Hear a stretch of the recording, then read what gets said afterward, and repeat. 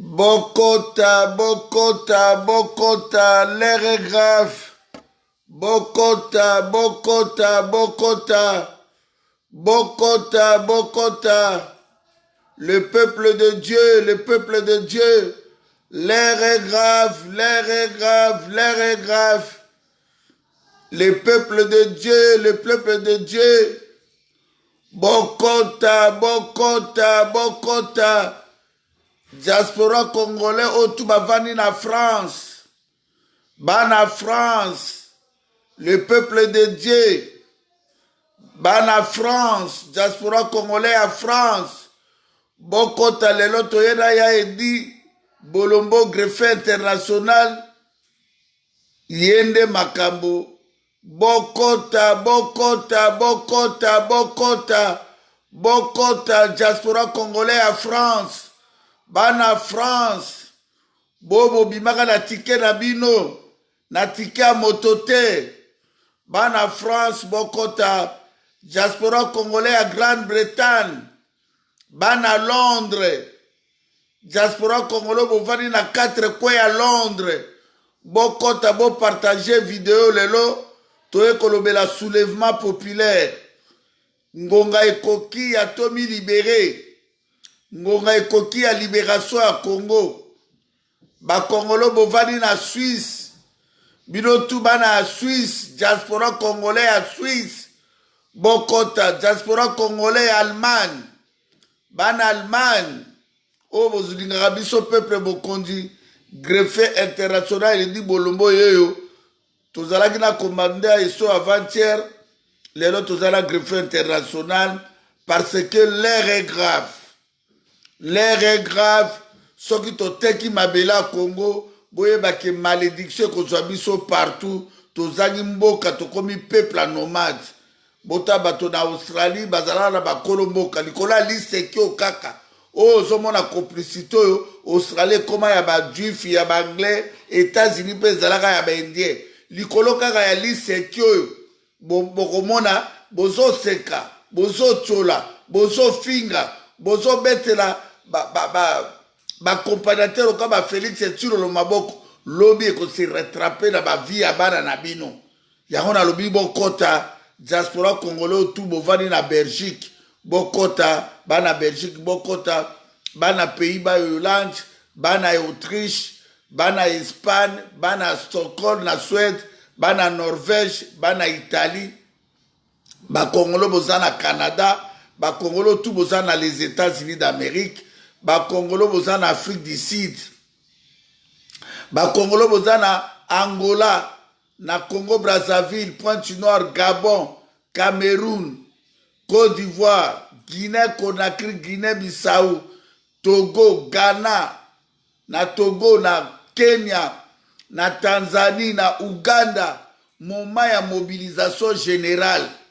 Peuple congolais mutako sabilote, soki biso moko totelemite. Soki to mobiliser famille te boyeba ke Nzambe akokondane biso. Nzambe akotuna bino ke na pesa ki bino nyonso na mabele wana. Pourquoi vous sacrifiez ki bato? Sacrifier donc taba, libata, soso beko sacrifier moto te. Moto azaye eloko ako sacrifier te. Moto babate la kaye. Yango wana na sepeli ndenge tozana yaya edi bolombo na pesa na lokumu epa Dieu tout puissant. Dieu tout-puissant, Dieu tout-puissant, le créateur de ciel la terre, Mabela Congo eza à vendre te, jamais taki biso nakata peuple mokonzi, toza ko respirer, peuple congolais kozala jamais otage ya politicien moko, jamais ya pasteur, jamais ya ba faux musicien wana. Yango toleka to beleli Seigneur Jésus-Christ, RDC le roi du Congo. To beleli makila papa Kimbangu notre prophète papa Kimbangu a souffraki na mabele wana peuple congolais papa Kimbangu a sala ba prison ndenge na ndolo ti ake kusala 30 ans na Katanga Lumbumba kufeli mabele wana 36 ans botala ka Patrice il faut bobenda histoire ya Lumbumba ya âge à 36 ans ba président Kasavu ba défendaki mboka wana Jamais natanga ba Lumbumba natanga ba kasa jamais romona moto Braza ou be Angolo be mboka msuba roboto la bango mboka po bazalaki ba patriote bazalaki ba nationaliste o ba bana ko défendre mboka wana ba cardinal Malula ba kufeli mboka na susa mboka wana ba cardinal Chao mama qui pa vita na âge à 21 ans ba belge ba tumba na moto ba mama Norit ba violaye na ba congolais ba bomaye baba kanja basango baya po aboya kofuka mena bango baboma bakanja ale moloto akufi bapoisonné Floribert Chebeya Rossi Mukeni Chimanga Eric Bolokoloko Cédric Nyanza semola kaka nana ngo akoki kozala bolinga Kongo po babotole Etienne Tshisekedi o lelo mwana na asali contrat contre et pas Rwandais pas banyokola biso Cédric Nyanza semola likambo elongola président à Tunisie pour mono ateka makaso mibomi pe président Tunisie akima Arma Tungulu Kanamba boma Arma Tungulu ezalaka occasion ya soulèvement populaire que babomi diaspora metala ndenge leka peuple moko na ebité on azolo ba peuple ndenge nini quelle sorte de peuple toza ndenge nini pourquoi tozo abandonner mabele na biso ozwi bandeko ya Kasai Sami Badi Banga Evariste Boshab Félix Tshilolo paza na kuwana baboma bandeko ya Kabuna Sapuna Kasai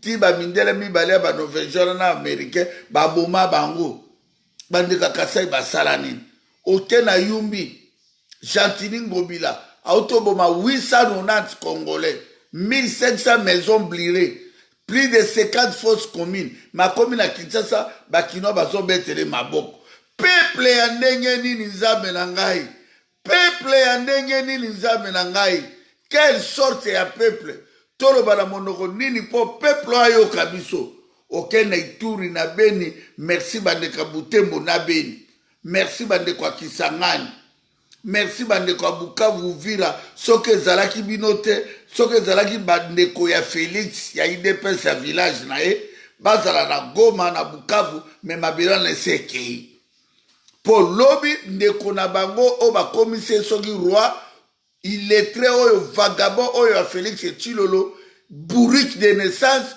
oyo lela asali contrat na ba Rwandais peuple congolais Félix afukamela kanambe bamema na Vital Kamerhe alias Caméléon burundais lobi Félix abane kofinga Vital Kamerhe aza burundais kanamba aza rwandais metala ke kofukamela ye po abotola pouvoir o bapesaki na failu nzambe apesi failu po balobi la voix du peuple c'est la voix de Dieu mais bomona place bamemi mboka yango nabengaki ya edi mpo na to mobiliser bino soulèvement populaire les 30 ole tofinganaka ole tolobaka n'importe quoi diaspora aza président aza na mbongo diaspora aza na nyonso diaspora moto akundaka bibembe diaspora moto azotangisa bana na classe diaspora moto asalaka nyonso na kati ya Congo so la nuit j'avais ti tokoma décembre bambongo diaspora azotika na baagence bamindele baaméricain banini ezo plus de 10 milliards de dollars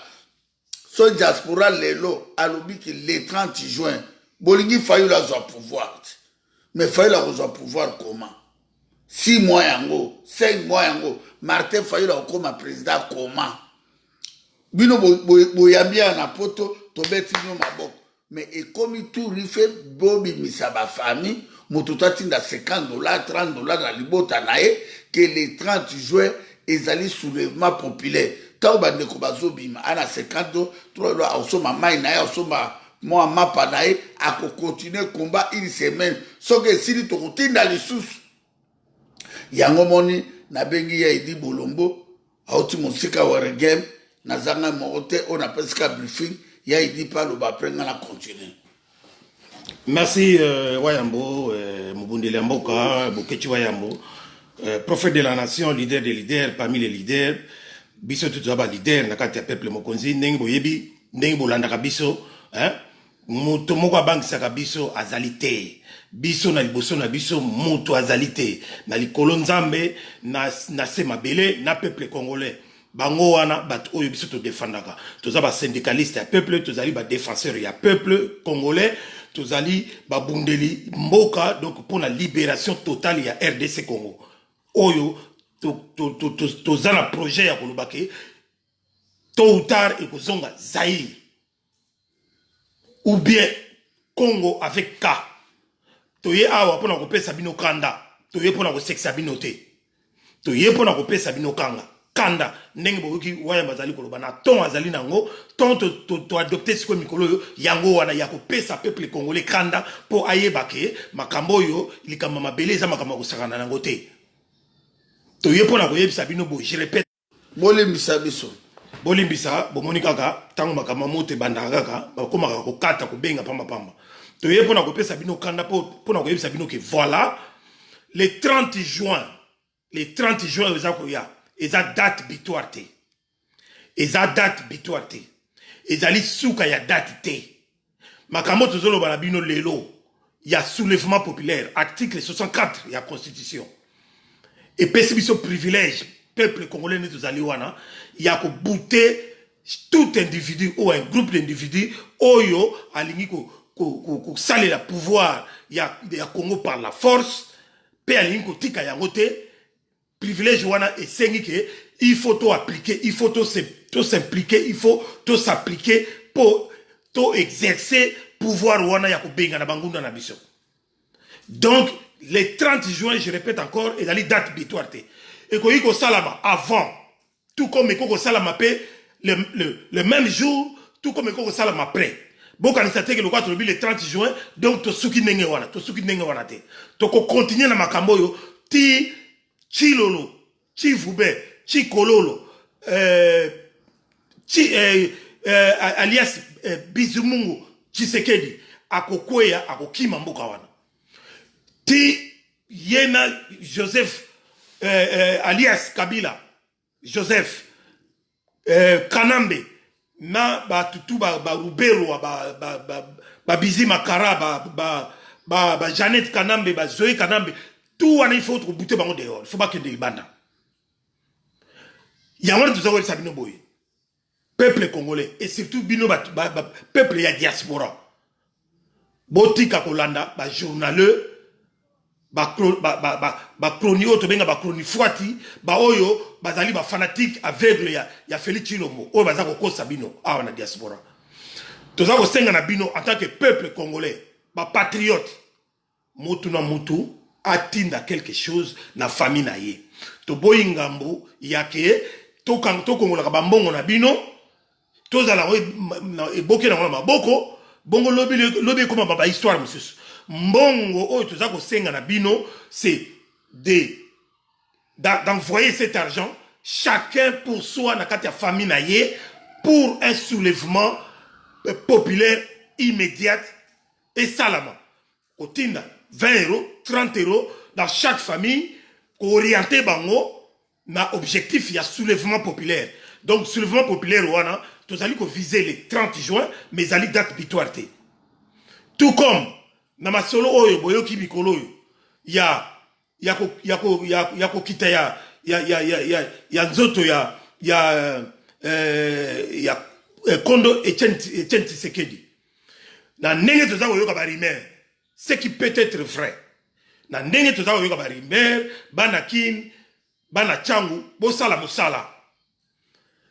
Jour wana balobi ke soki ya le 30. Que kor wana ekokita.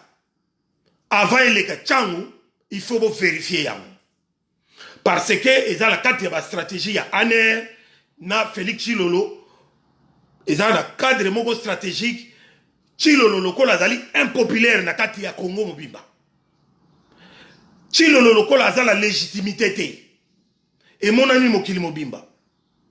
Tshilolo lokola yebike azwa l'élection te c'est un fraudeur, tricheur. Tshilolo cherche par tous les moyens ya kozwa légitimité na ye derrière ba étranger. Alingi ko faire venir tout ce monde-là qui n'était pas venu les jours il y a investiture na ye. Alingi ko bengisa baza ko inviter batu tout wana. Il y a ba France, il y a ba Belgique, il y a ba États-Unis, il y a de partout pour na ba tractation na bango, na ba chantage na bango, il y a ba kambuya, il y a toujours toujours gain de cause na sima ya corps ya papa Etienne Tshisekedi oyo batika pendant plus de 2 ans awa na morgue na Bruxelles. Alors lelo bakomi ko sala ba théâtre na bango ya ko sala ba messe par ci par là ya ningi ya kokutisa corps wana kuna, mais na kati ya corps wana bino bana kini boyebi, na kati ya cercueil wana bino bana kini boyebi. À titre de rappel, les gars, on a rappelé bino boyeba ke corps wana baza ko ba cercueil ko kita. Tout est possible que corps wana basi bakuna yango kotoyo ou bien balingi batika yango kotoyo ba tumba yango, mais balingi basala ba je wana pour consolider, renforcer nini légitimité ya autant recherché ya nani ya Félix Tshilombo. Donc bon lekisa cercueil wana te eleka na chang. Bo telemela yango, bo landela yango. Ezali ba rime mais ezali pe possible makambo wana salama. Biso toza ko bundela bino, toyebi tina toza ko loba. Toloba makambo ya lokuta te, tolingaka oyo pe ya solo te. Yango na yesi bino ke ezali rime, ça peut être fait. Donc tout est possible, bon vérifier. Alors, ndeko nanga wayambo atangeli bino ba étape ya makambo belé ndenge nini Félix Tshilombo na mentor na ye Hippolyte Kanambe ba génie baza ko luka basala biso na mboka wana po ba se campeoner na pouvoir po ba tikala wana peuple congolais toloba na munoko nini toloba okomi ko tinda biso toloba na chinois toloba na nini toloba na munoko nini parce que lingala yango na toyebi ki munoko toza ko loba butu moyi boyeba yango mboka oya Congo soki lelo ou lobby Félix Tshilombo asali déjà 5 mois oyo leader bokechi wa mo toloba 5 mois botiki ye bomoni teke makamuna bango balobaka wana ya tokomesana bozolinga bomesana na yango. C'est le moment de se débarrasser de tout ce monde-là. Ce sont des aventuriers, ce sont des bandits, des voyous, des voleurs, des pilleurs. Oh, azako teka mboka vis-à-vis. Et que bino sikoyo, bozako linga, bokendeko. Oh, il faut que solorana Félix Tshilombo. Il faut que azamo na mboka bonabo. Et pas na biso mo na mboka, azali susu mo na mboka te. Parce que azan esprit ya barwande. Azali susu mo na mboka te. Soko azali mo na mboka. Bato bazako boma na ba gauche kuna na ba droite na ba Ituri na ba Beni et partout, na ba makambo ya Yumbi ya na bato ba kufia oyo Jantini Ngobila aboma na Yumbi nde bazako landela yango. Bomoni ke Félix Tshilombo depuis akomona alandeli likamoni ya Chebeya alande akolandela ngote ya Yumbi akolandela ngote bazo boma même oyo kutu ya nini ya siège na bango silence radio. Est-ce que bosi boyoki bango lobi makambo wana ba cadre ya IDPS boyoki ki ba lobi makambo wana yake batu ube batu bibale misato bakufaki na kati ya siège ndenge bubuka batu maboko kuna malgré que batango bazobuka ba misapi bazala bonga ba fanatiques aveugles ti lelo bazako comprendre te. Peuple congolais toye awa tolo balabino, il est grand temps de comprendre les choses. Il est grand temps d'être réaliste. Bota la réalité ya makambo ngi nezali. Peuple congolais soki to telemité. Ya wana zolo balabino. Kor wana ngi balabi ke ba ko kena wana sa débarquer. To lekisi ba élément déclencheur ebelé. Pona nite bobandango déjà na stade des martyrs. Tango soi-disant corps wana baso ya na mona stade des martyrs. Donc bozomona ke makambo tozoloba awa soki bozomona ngopamba bokomona ka réalité ba makambo belé toloba lobawa toloba na bino ke Chifube Chikololo aza suna binote bochaki tembe mais bomoni am toyebisaka bino Chifube azokende na simandako kosololana na Kabili bochaki tembe lelo Chifube ye wana akomi président soi-disant ya mboka la bino. Est-ce que mutu wana 15% par rapport à Martin Fayulu mutazi 70% bakokani bazande moko. Alors to boy makambu yake o tokende ko solo na Félix Tshilombo. De quel droit bokende ko solo na Félix Tshilombo? C'est un illégitime, un illégal, un tricheur, un fraudeur. La mouka a kokende jamais ko solo na Félix Tshilombo. Pour l'instant, la suki wana wayambo zona maruba.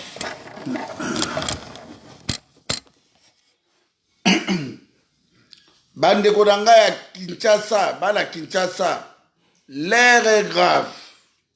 L'air est grave. L'air est grave. Bande Kodanga bazairwa, l'air est grave. Oya yebi ki azali mwana Kinshasa, obotame na Kinshasa ozali diaspora, benga famille na yo. Tinda mbongo avant les 30. Yebisa bango babima. Soki yo kufite bango bakokufa na malaria na typhoïde. Yo vandaka na France, na Belgique. Balma bavanda kawa, ba Belge, ba bunda, ba civil, ba sima minduki pour na libérer Belgique. France yote ko fêter 100 ans ya ba soda ekoni.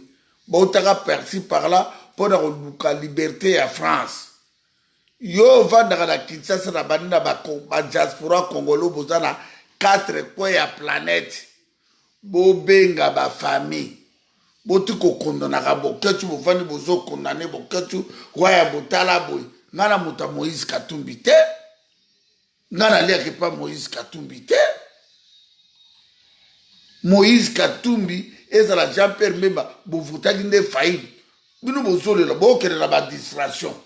Yo lingi Moïse Katumbi nani faillite azwa pouvoir. Mais benga famille no tinda mbongo.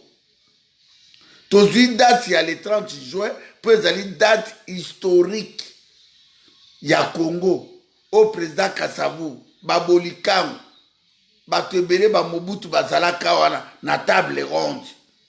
Date wana le 4 janvier 1959 bandeko na biso bakufela yango pona tozwa kimio tozwaki pa Mobutu pendant 32 ans. Peuple congolais bandeko ya ba Congo, bana ya ba Congo, bandeko ya ba Congo, bon mobiliser bandeko bazana Kinshasa na ba Congo, soulèvement salema na 4 coins ya Congo. Bandeko ya Kasai occidental na Kasai oriental. Mboka wana ezali ya bino. Félix akobongisaka Kasai te, akotiaka goudron te, akotongaka yango te. Chilolo, Alexis Chikololo, le corbeau RRNal, Ateki Congo. Ateki Congo. Parlement ya Aridi Ponit Kanam Bazali Rwandais. Koma papa na ye Christophe Kanambe. Koma mama na ye Marceline Azali Rwandais Tutsi. Roubert Azali Rwandais Tutsi. Moïse Mwarunga Bazali Rwandais Tutsi. Zoé Azali Rwandais Tutsi. Bazana Makila ba Congolais te. Vital Kamere Azali d'origine Hutu ya Burundi. Peuple congolais, est-ce que vous en comprenez? Le 30 juin, il fait soulèvement populaire. Bon, on a souci. Martin Fayulu, a comme président, comme président, comment, ce qui vient de s'appliquer. Il y a un trobini bana Kisasa, trobina bana de Kasai, trobina bana ba Congo, bande koya Katanga. Tozo bundela leader à Katanga te. Il y a la volonté populaire et Salemaki les 18 pour sauver Mbokawana. Bo soutenir soulèvement populaire. Motomoko Akosala Akokuta Martin Fayulu le temps qu'il est commandant du peuple Akokuta Nana Félix Te ni Jean-Pierre Mbemba na évité. Mais nazolo banoke ndenge na solo na Fayulu président Eli diaspora boyamba qui est makasi na Belgique, na France, na Suisse, na Canada, na Londres, partout. Et comme moment toti na ba $50 na ba famille 30 mbongo na toliaka nango bataba tout ça nango makambebele, c'est le moment ya président Fayulu azwa pouvoir na ye. Toti keli Félix Tshilolo janvier, février, mars, avril mais 5 mois bongo lelo bozo condamné boketu asalini o Moïse Katumbi aza kodéborde nga natindi Moïse akoloba babétise donc natika mobilisation nakoloba siko bo ata nalobeli Moïse ako siko Moïse nga mutu namatisaki na avion nga mutu napesaki passeport po kende na Congo mais Martin Fayulu alobaki ke Moïse Katumbi azozonga Jean-Pierre Mbemba na juin Jean-Pierre Mbemba azozonga Mbusa na Mbusa azozonga bake bazonga po il fait volonté populaire et salema tokotika makambo ya vérité désir nité parce que na 2006 babotoli Jean-Pierre Mbemba 2011 Félix Yemoko aye aponade peuple congolais et à Martin Fayulu te aponade ne yo diaspora aponade bana ya Goma Bukavu Kindu partout pour aserecher bande konangai Équateur bande Équateur Mambenga mobilisation générale mobilisation le 30 juin ezali date ya historique ya Congo soulèvement populaire ngana ye awa chaque jour na bandoleka nazwa koleka te na koyebisaka bino ba reportage te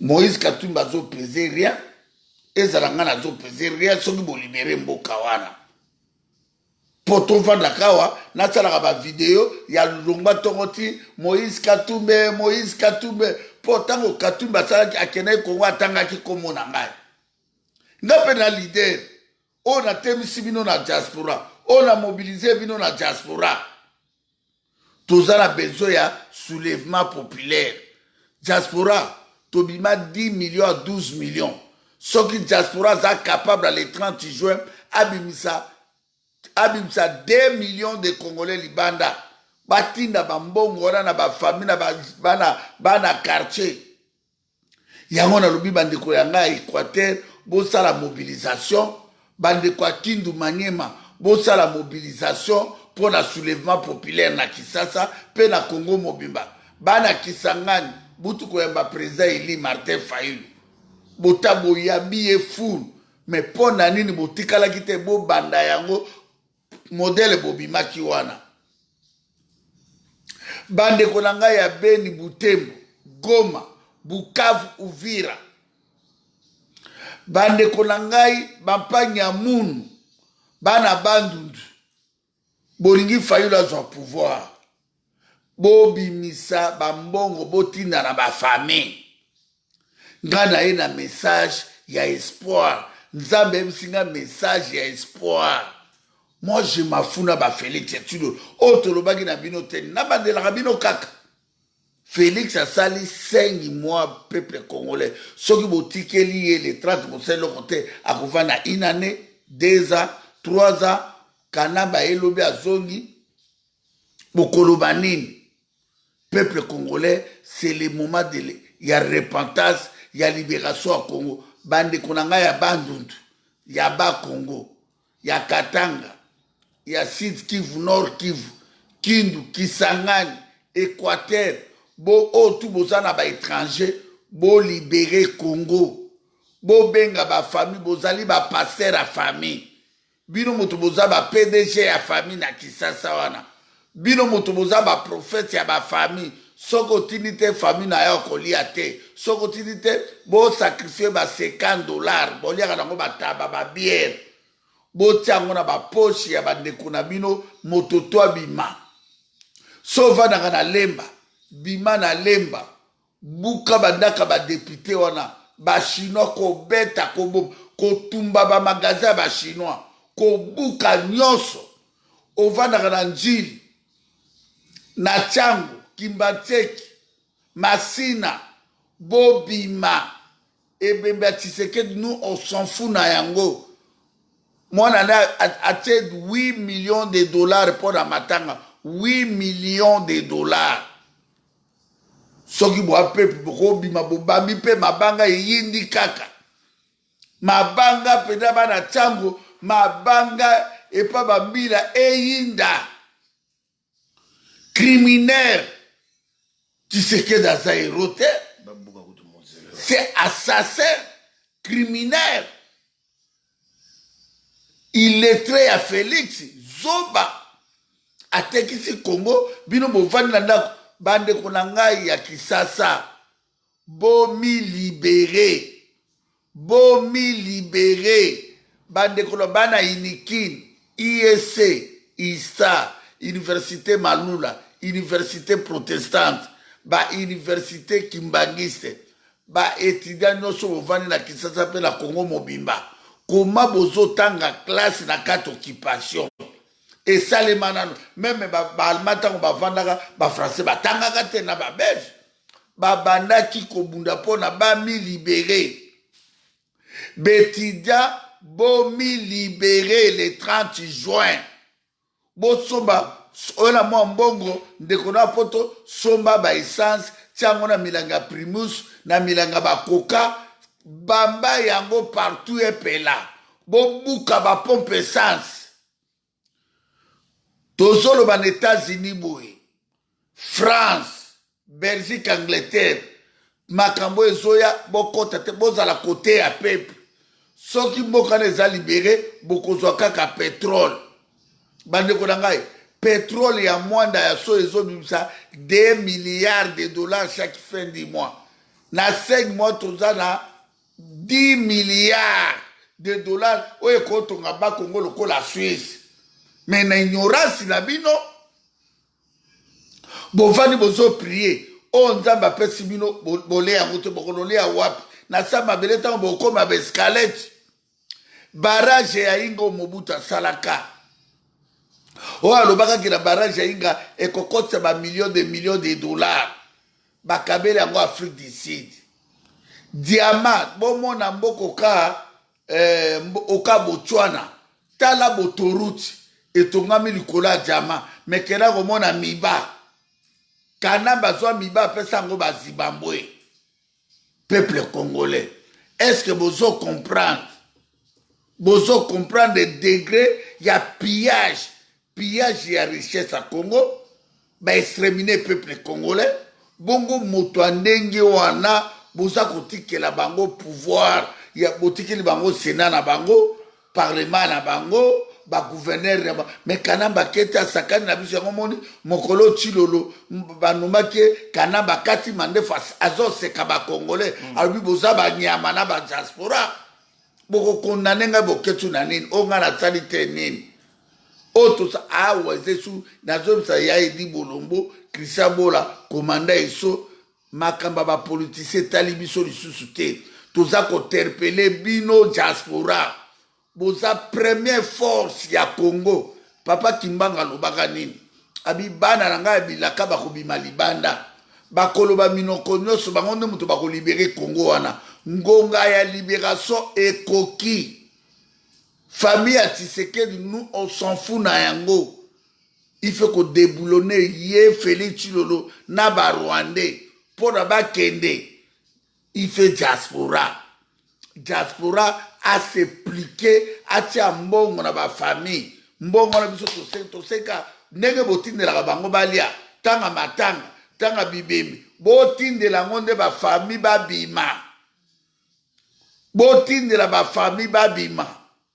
toseki pe na Jean-Pierre Mbemba Failu Mozito Mbusa na bobimisa bato libanda botika biso ba politique wana oh moi je suis républicain nous on s'en fout na yango pour le moment tozala besoin libération à Congo lamuka bo lamuki mais ce que comme botelema bo agir awa na diaspora aussi tosala soulèvement populaire Moïse Mbi alingaka sala diaspora atelemi azwi téléphone abengi mokonzi ya police balongoli badétaché Moïse Mbi Wera Meka, Jibe Meka, Kofi Meka, Héritier, pourquoi bakoka te pour diaspora, toza force ya combat. Force to sali libanda, to tindiki lango bandeko na biso, to pousser bandeko na biso, ba sauver le 30 juin. Nous on s'en fout, bossu bon moni tout. Félix Kanamba installé. Kanamba installé Sénat na ye. A installé parlement bolingi to lo ba to zongelaka biso il fait to agir ba Rwandais bayaka na violence ba memaka mboka wana kaka na violence ba Rwandais bazo mema mboka wana na violence biso pe to mema mboka na violence Soudan likoloka mape mati tala président nde banokoli Tunisie Burkina Faso Égypte bomona bongo biso ba diaspora tokelaka kaka so balakisi na WhatsApp makamba ya mitakala makamba oyo eza tanga kota théâtre te oyo eza tanga kotala mitakala te oyo ezali tango ya to libéré Congo po bozala message ya papa Kimbangu ayebaka ke bokobima libanda bakonokola bandeko na biso ngonga ekoki to mi libéré ngonga ekoki to se repentir yangwana toaki na ya edi bolombo to bengi binoke vidéo tout biso peuple mokoto sala nous on s'en fout tozo ko interpeller bino diaspora bo benga ba famille pendant 30 jours oyo libération salema motutu ayebake libération et salema to sauver mboka na biso na pesina no ya edi bolombo aloba. Oui, merci de konangai Bokechi Wayambo. Tokoloba, tokolemba te bande konangai, hein, toza komona ba commentaire na bino mais nous on s'en fout de tout ça. Bato e baza kondima makambo toza koloba, on est d'accord avec eux. Ba o baza kondima te mais ba pesa biso solution. Bo pesa biso solution. Non, biso to pesa solution. Non, en dehors il y a solution oyo biso to pesa. Bino bo pesa ya bino bina mine solution. Parce que unique solution tozali na yango oyo biso toza ko réfléchir. Ya di bato wana ya di limbisa ngai. Toi nabe yo na ta bato ba finga toi tu s'en fous ko perdre de temps en ate. Muta komata ba Rwandais bazokoma. Yeba yango ke bandeko oya village ya Félix bakoti côté ko perdre de temps te. Ko perdre bo perdre tante botanga kozo finga c'est normal. Toza na besoin de bandeko na biso balamuki bandeko baza déterminé ba libérer mboka batinda bambongo. Nous on s'en fout finga no etali biso te so zotelo ba utso na distraction etali biso to yo ngana kipaka bango na kipaka bango to po na ebi baza ba tribaliste o baza na simaya Félix Etchilo toko gagner ye Moïse Tchombe asalaka sécession katangese bazairwa babenganaka ya kufa na Algérie ndenge pe Mobutu akufa na Maroc Tshisekedi akufa na Poto tokobengana Félix mboka neza ya Félix Etchilo te eza ya Rubero te bozaba zoba bozaba capable bozaba zoba bateri de pes bozaba zoba bozaba tribaliste bolingaki bomema bokati bino bokabola Congo bokabola Congo te Congo ezali ya Kasai ya Bandundu ya Équateur Sud Kivu Nord Kivu Kisangani Kindu Maniema ba Congo Katanga Kinshasa le Congo restera uni et indivisible. Motako divisaka Congo azate mboka wana Kimbangu atambola ki mokili mom soki Kimbangu azalaki ka mutinda mi ya Nzambe pa azalaki esprit nakata mboka soki ba mama ki pavita ba yaka bokokoka biso te tozo ebisa bino nde vérité bozaba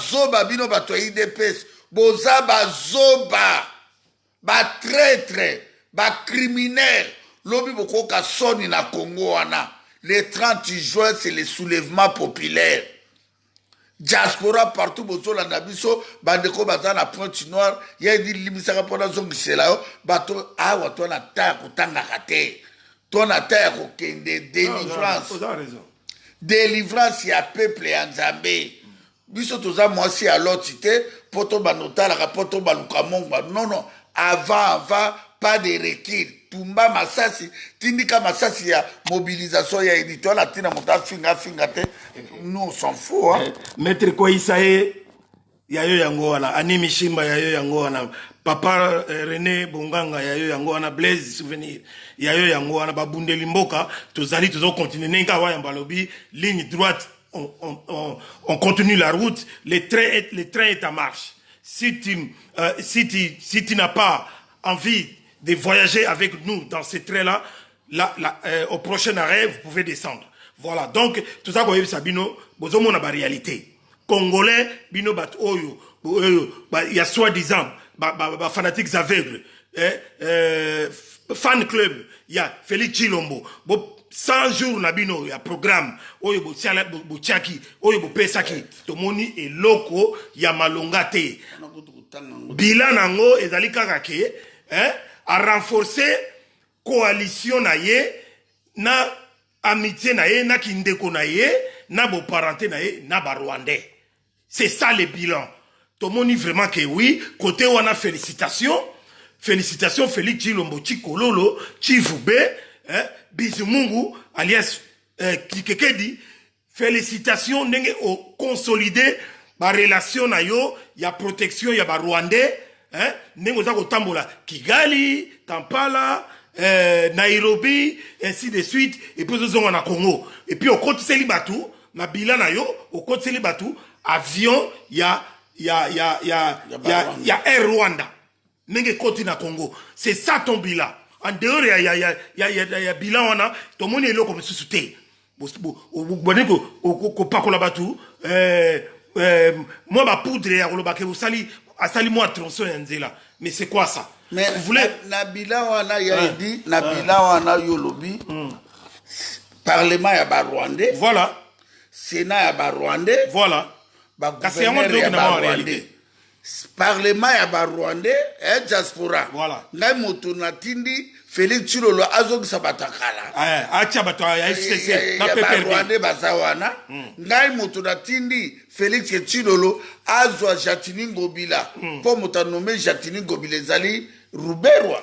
Jatini Ngobila mwaso na pembe azali rwandaise tuti. Yende mutabala mama bana na vana na France. Yango no bina bi ya edi bolongo. Tout Congolais ayebi sikonde ko interpeller diaspora ba benga ba famille ba benga ya tokene na monano suka le 30 juin de finale à Makambo ezali date na biso o Lumbumba tikaki Kasavu batikaki Bombo katikaki Mobutu tikaki le 30 juin ezali occasion n'est pas ratée soulèvement populaire. C'est ça ya dit papa ino mama océan bote na bino toza kolobaka toko lembate toko bana koyisa bino même histoire même projet toko bana koyisa bino même vision. Le président élu Martin Fayulu Madidi, le président qui est véritablement élu par le peuple congolais, c'est Martin Fayulu Madidi. Yende azali na vision ya masolo toza ko kende nango ya soulèvement populaire. Bolinga te, c'est lui le véritable élu. Azali légitime, tozali biso tout na simana ye. Donc, to landa makamu mususu ya gauche ou à droite te. Biso nyoso tozaba leader neng tozali awa, tozala simana ye pour na ko déboulonner au vrai sens du mot, bat oyo bazan la pouvoir, peuple congolais. Toko rappeler bino kaka ke ezali lisusu likambote ke tozaka bambongo na bino to bombaka, tozaka ngona maboko, mutu na mutu awa na diaspora. Vous êtes une force dans la diaspora. Vous envoyez tozali na budget, il y a plus de 10 milliards chaque année na Congo wana. Hein? Le budget national, oh, il y a soi-disant gouvernement congolais, et ça ne fait même pas la moitié. Il y a budget au na Congo. Nous sommes une force. N'oubliez pas ça. Yango wana tuza ko yisabino. Lelo na malobana biso. Mutu na mutu. Il suffit aux 20 euros. 25 euros, 30 euros, 50 euros, au tindi na famille na yo. Au yebi ki na kata famille na yo, bozali na 3 garçons, 2 garçons. Même na basi, po basi bakoti masolo yo, na sima ya mama océan. Au tindi bolobi na bango, mbongo wana, bosomba nango ba mai, bosomba nango, moi ba nguba, moi ba nini, po renforcer bino, to benga na bato wana. C'est ça le travail. C'est ça le projet. Toza ko kende ni à gauche ni à droite, toza ko rappeler bino. Toza yisa no po bato wana baza en face na bino. O bazali en face na biso. Diaspora.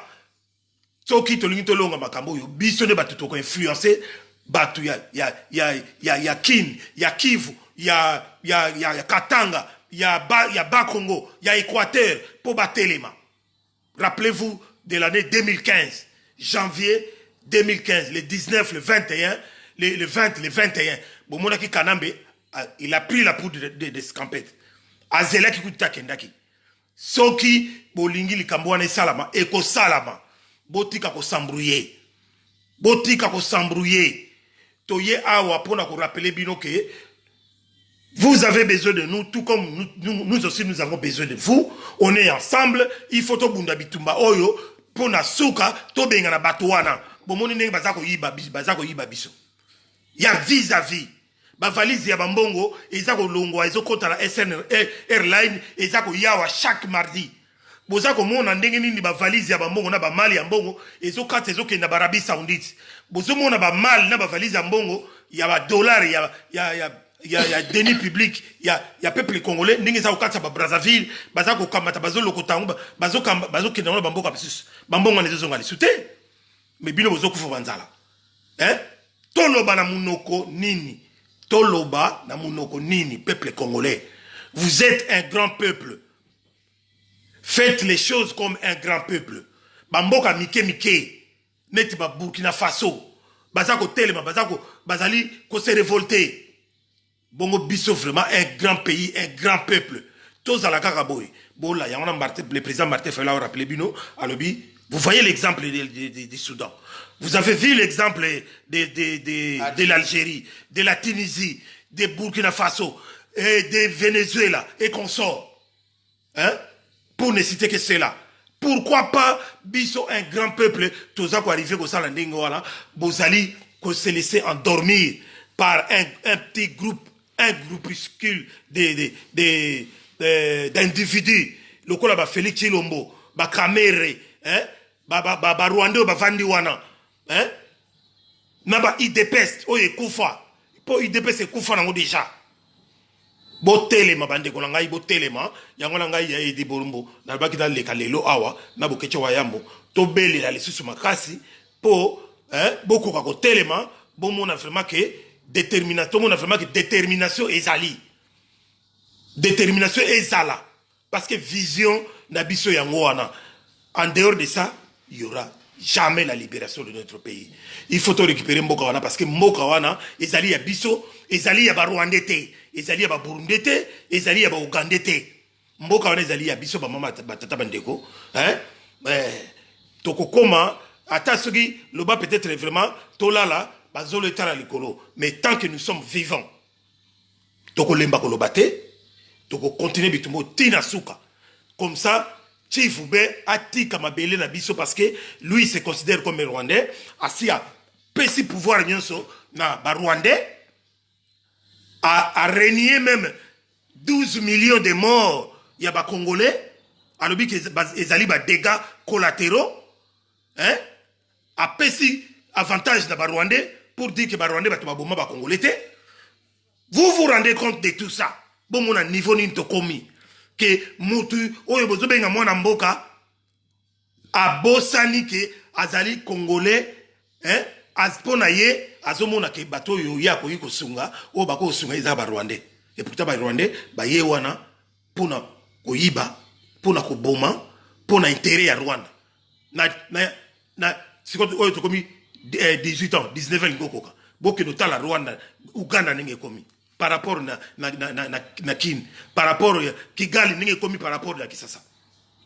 Vous ne voyez pas la réalité, c'est ça la réalité. Ouais, je me rappelle bien l'histoire à l'obike.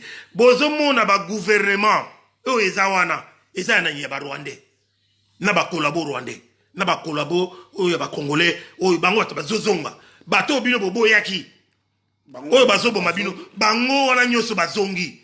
Tout ceci à cause de qui? À cause de Félix Chilombo Chifoube, Chikololo Chiyoyo, hein? Yé, na famille na ye, biologique, na famille politique na ye. Bango batu bazongi selibino, bango na wana bazongo la kata. C'est ça la réalité. Il faut pas chercher de bouc et mystère. Réalité yango wana. Donc mutu yandenge wana. Objectif ya biso ba Congolais, 62% vous votez Martin Fayulu. Tozo mon abino te. Bo sala musala par rapport ya 40 nini ya 38% wana.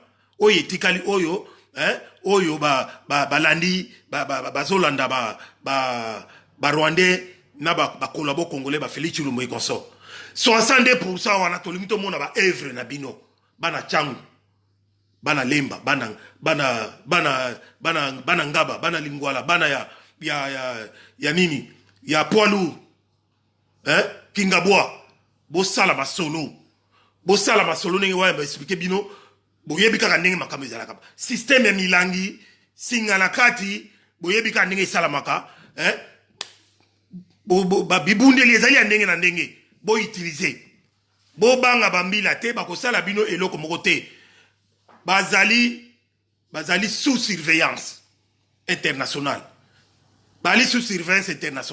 mais to compter na communauté internationale te to compter d'abord na biso moko yango na moni to leki lelo pour to loba lisusu en tout cas pour la lelo ngai na suki wana pour na pesa ka batutu o balani biso awa peuple mokonzi tout ça on a ba remerciement na bino yango pezo pesa biso force merci beaucoup na suki wana ya Edi Bolombo greffe international des peuples mokonzi na zone Silibino Wayambo prophète de la nation à conclure. Peuple congolais, le 30 juin, soulèvement populaire. Le 30 juin, soulèvement populaire, tous continuer à nous tous aller après 2 jours vidéo que vous partagez à vous de la bande quoi Kinshasa partout na ba Facebook ya bango au boyebi à membre farmé pour partager message au to na ba studio to tira bino ba 2 minutes ba 5 minutes to repère sa message vocal beaucoup partager les 30 juin c'est soulèvement populaire ba liberté mo ba pesa bato na PTT il fait Tommy libéré bolingi président Fayulu tane boyambi Fayulu libana mboka. Mais pourquoi botika moto bo voter moto bolinga vanda libanda qui un tricheur botika ya vanda 5 mois 6 mois ngana ko le kaka pour na distraction te na banga ka moto te pe mutabanga sanga zate na lia kana poche ya moto moko te na moto utiliser ngana bundira bitumbo ezali nzambe so nazo soutenir président Fayulu parce que il y a la volonté du peuple salemi wana na lingaka muyibi te na lingaka tricheur te Félix Tokobo Mayo toko effacer kombo famille na yo na ba montagne ya Congo na ba pylone ya Congo Chilolo alias Chikololo le corbeau renal yangwana na pesi mbote na ba minyo sur la Facebook ba la nibiso merci mingi na honorable camionnette Mbola descendant Fumukimbangu merci mingi na Lenkoy. Merci mingi na Achille Mboyo na Londres, merci. Mbote mingi na Davina Boketu Esther, 95% Davina Boketu dans le mois de juin. Papa Zozila, ope sanga ba point kitoko. Mbote mingi na Mama Didi Asuta Mabolongo Yinda, peuple congolais mutakobangi sa waya mbazate. Tu as besoin unité na biso yangonde force. Unité na biso nde yango na mboka na biso kozala libéré tango nazolika pour intérêt ya famille na ngai te nazoloba pour intérêt ya biso tout ba congolais soulèvement populaire le 30 juin awa Moïse Mbiye balongoli est déjà et puis le 29 wana avant le 30 juin biso moto zana contrôle na salle wana tokosimbele bangundu tokotala tina suka sitingi pe kosalema wana. Merci mingi na Edi Bolombo, merci mingi na Christian Bola, Commanda Iso, Ipo Awiza, Koko Aluoz, Papa Tom, Mama Mungala, Baliangando, Batoto, Baningarabiso, Boebake, Bitumande Angoyo, Ingeta.